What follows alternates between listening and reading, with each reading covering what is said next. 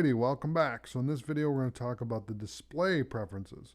So if I go to the preferences panel here and I click on next, it'll take me to display.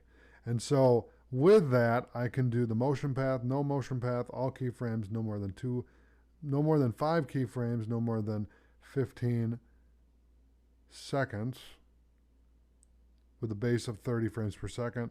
We can disable thumbnails in the project panel, show rendering progress and info. So if I disable this, you'll notice this right here has a little thumbnail.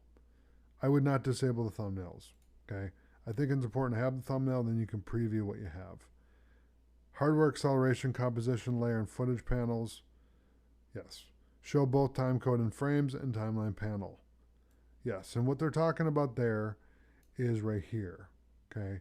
So they're showing the timecode, which is hours, minutes, seconds, frames, and then they're showing frames per second. So 29.97 frames per second. Okay.